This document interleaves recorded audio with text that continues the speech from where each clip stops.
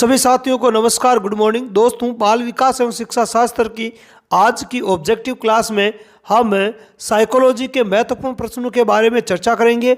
ये प्रश्न है वो लेवल 1 और लेवल 2 दोनों ही के लिए इम्पोर्टेंट रहने वाला है। तो बिना समय खराब किए शुरुआत करते हैं आज के फर्स्ट प्रश्न की। पहला प्रश्न है, RTE 2009 की किस धारा के अंतर्गत यह प्रावधान है कि किसी भी बच्चे को किसी कक्षा में रोका नहीं जाएगा तथा न ही विद्यालय से बाहर किया जाएगा। मतलब RTE 2009 की किस धारा के अंतर्गत ये प्रावधान किया गया है कि भाई किसी भी बच्चे को किसी कक्षा में रोका नहीं जाएगा। रोकने का मतलब यहाँ पे फेल होगा, है ना, फेल नहीं किया जाएगा और न ही उसे विद्यालय से बाहर किया जाएगा। तो वो धारा कौन सी है? ऑप्शन देखते हैं। ऑप्शन ए है धारा 6, ऑप्शन बी धारा 12, ऑप्शन सी धारा 16, ऑप्शन डी धारा 17 और ऑप्शन ई में अनुत्तरित प्रश्न। तो इस प्रश्न का जो राइट आंसर है वो हो जाएगा आपके ऑप्शन सी धारा 16। धारा 16 में ये प्रावधान किया गया है। अगला प्रश्न है, युयुत्सा है। देखो युयुत्सा क्या है?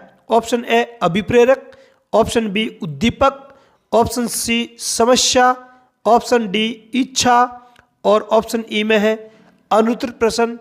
तो देखो युयुत्सा क्या होनी चाहिए? युयुत्सा एक अभिप्रेरक है। क्या है? युयुत्सा क्या है? एक अभिप्रेरक है जिससे व्यक्ति को क्रोध उत्पन्न होता है। मतलब आप यूं भी कह सकते हैं युयुत्सा क्या है? एक संवेग है। क्या है? एक संवेग है जिसके कारण क्रोध नामक जो मूल प्रवृत्ति है वो उत्पन्न होती है।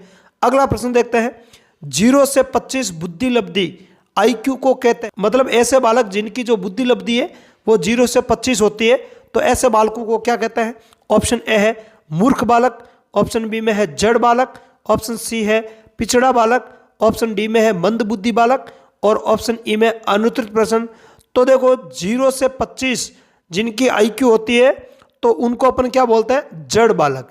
क्या बोलते हैं उनको? जड़ बालक। क्रम क्या चलता है? जड़, मूढ़, मूर्ख, है ना, फिर मंद बुद्धि, इस प्रकार से ये क्रम चलता है। अगला प्रश्न है, चौथा प्रश्न है, सीखने का आदर्श काल माना गया है। मतलब सीखने का आदर्श काल किसे माना गया है? ऑप्शन ए है शैशवावस्था, ऑप्शन बी है बाल्यावस्था, ऑप्शन सी है किशोरावस्था, ऑप्शन डी है प्रौढ़ावस्था और ऑप्शन ई में अनुत्तरित प्रश्न। तो देखो सीखने का जो आदर्श काल है वो माना गया है शैशवावस्था को।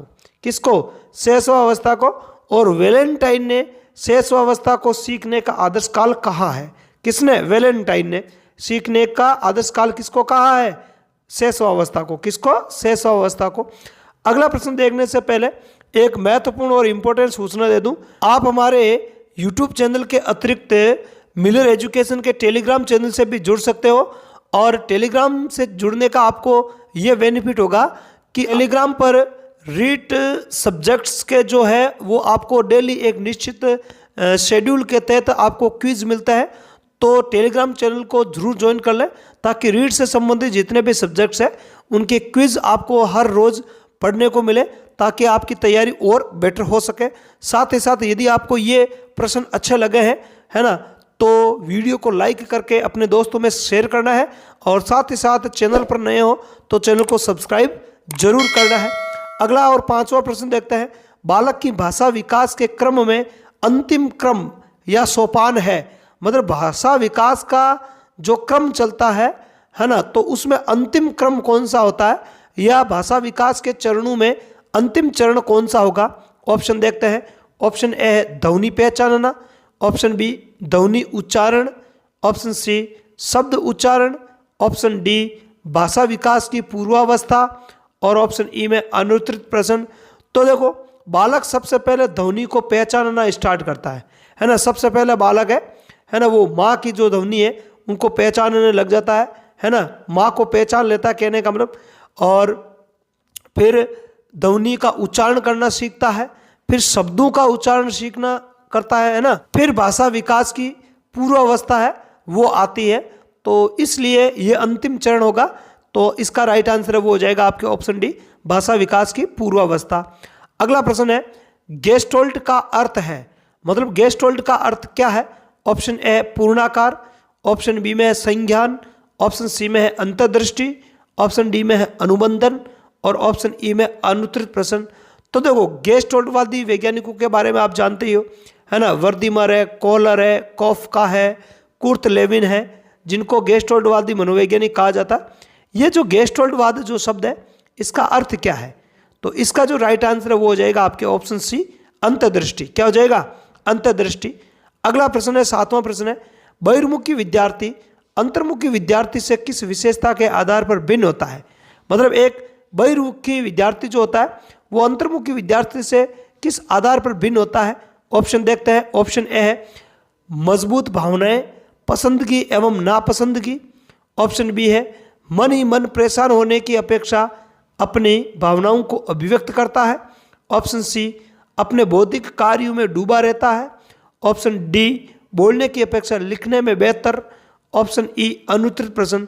तो देखो एक बहिर्मुखी जो विद्यार्थी होता है उसकी जो मुख्य विशेषता होगी इनमें से, तो वो हो जाएगी मन ही मन परेशान होने की अपेक्षा अपनी भावनाओं को अभिव्यक्त करता है। जबकि अंतर्मुखी जो बालक होता है या विद्यार्थी होता है वो किसी भी समस्या को लेकर मन ही मन परेशान होता है और अपनी भावनाओं को अभिव्यक्त नहीं कर पाता है। ठीक है, तो ये जो है इसका राइट आंसर हो जाएगा ऑप्शन बी। अगला प्रश्न है, अभिवृद्धि एवं विकास के संबंध में कौन सा कथन गलत है?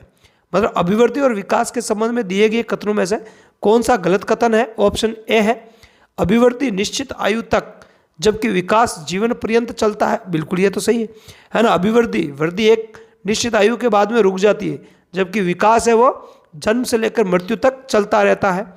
ऑप्शन बी है अभिवृद्धि एक संकुचित अवधारणा है जबकि विकास व्यापक अवधारणा। बिल्कुल अभिवृद्धि है वो विकास का ही क्या होती है? एक हिस्सा होती है, जबकि विकास व्यापक होता है ना। विकास में सभी दिशाएं शामिल होती हैं, साथ ही साथ सभी क्षेत्र शामिल होते हैं, शारीरिक, मानसिक, भावनात्मक।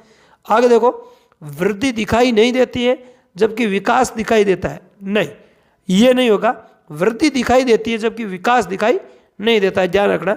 और ऑप्शन डी में है अभिवृद्धि विकास का हिस्सा होती है जबकि विकास स्वतंत्र व चहुमुखी होता है। बिल्कुल सही बात है, अभिवृद्धि विकास का ही हिस्सा है ना। जबकि जो विकास होता है वो स्वतंत्र रूप से होता है और चहुमुखी होता है। चहुमुखी का मतलब है कि सभी प्रकार का विकास है वो होता है, मानसिक विकास है, शारीरिक विकास है, भावनात्मक विकास है, बौद्धिक विकास है ना। बौद्धिक विकास मानसिक विकास हो जाएगा, इसलिए इसका जो राइट आंसर है वो हो जाएगा आपके ऑप्शन सी।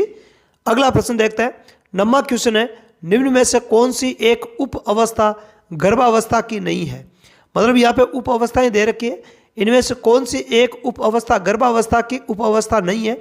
ऑप्शन ए है बीजावस्था, ऑप्शन बी है भ्रूणावस्था, ऑप्शन सी गर्भस्थ शिशु की अवस्था, ऑप्शन डी सुप्तावस्था और ऑप्शन ई में अनुत्तरित प्रश्न। तो देखो बीजावस्था, भ्रूणावस्था और गर्भस्थ शिशु की अवस्था, ये 3 उप अवस्थाएं होती है गर्भावस्था की। ठीक है, जबकि सुप्तावस्था ये गर्भावस्था की कोई ऐसी अवस्था नहीं होती है, इसलिए इसका जो राइट आंसर है वो हो जाएगा आपके ऑप्शन डी।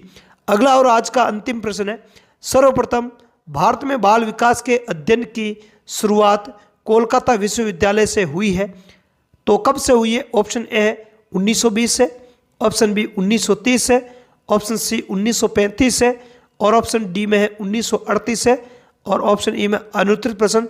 तो देखो भारत में बाल विकास के अध्ययन की जो सबसे पहले जो शुरुआत है वो 1930 से मानी जाती है। कब से? 1930 से सर्वप्रथम कोलकाता विश्वविद्यालय से हुई थी। आगे बात समझ में? तो आज की क्लास में इतना ही।